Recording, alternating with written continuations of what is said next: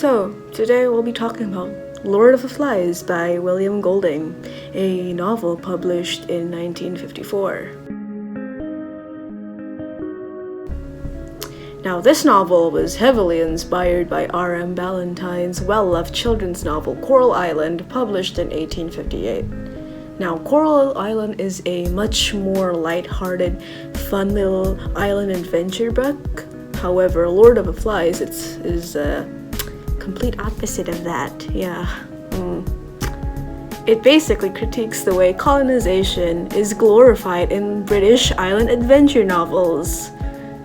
Golding even used the same names of the main characters in Coral Island, such as Ralph, Piggy, and Jack, to directly contrast the nature of the original work. The novel is about a group of young English boys who all get stranded in a jungle island in the middle of a nuclear war. The main character, only known as Ralph, assumes his position as the leader of the island. Along him are Piggy, a round glasses-clad boy who's constantly being bullied for his looks, a group of Coister boys, and some other young boys, some younger and smaller than the rest. One such boy in the group of Coister is Jack, a boy that acts as sort of a rival to Ralph in the beginning. Ralph had crowned himself as the leader of the island, with the main objective of making sure that everyone can have fun on the island once their little civilization was complete. Jack, on the other hand, becomes a hunter and slowly gets obsessed with the concept of killing animals, all whilst the boys fear the existence of a so-called beast roaming around the jungle of the island. While Ralph tried to maintain order on the island by still being chief, Jack, on the other hand, wasn't happy with that and decided to create his own group on the island with his own little group of hunter boys. And they all had really twisted morals. Now, Simon eventually learns that the beast that all the boys have been afraid of wasn't something to be physically killed, and instead it's a thing that exists within the boys. However, when he tried to speak up about the truth, all the hunter boys jumped on him and eventually killed him savagely, not knowing that he was a human all along and claiming that he was actually the beast. In the novel, William Golding used a lot of symbolism to explain the whole point of the story even further. The conch, the signifier, Piggy's glasses, the beast, and many others are some of the symbols that exist throughout the story. First is the conch. The conch represents civilization and authority. Ralph always used the conch to call an assembly and to maintain order on the island. The conch itself had so much power, and this is why Jack despised it and its orders. Jack wanted to achieve all the power he can get and prove himself that he is the true leader.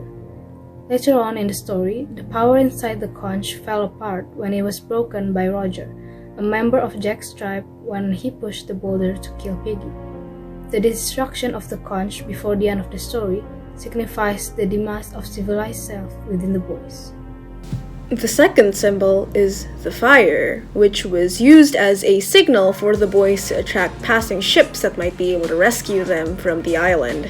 It made them stay connected with civilization, as it's literally a way for them to call in civilized people to help them from this wild, untamed patch of the earth. However, when the fire started to die out, their civilized selves started to fade even more, and it symbolizes how they've accepted their true primitive selves as savages. Ironically, despite Ralph's determination to keep the fire going, the fire that rescued them at the end of the chapter wasn't the signal fire the civilized boys had initially created in the beginning, but instead the fire that was used by Jack to kill Ralph. The boys' attempt to save themselves were ignored in favor of their attempt to kill another, which is heavily ironic. The final symbol is the beast itself.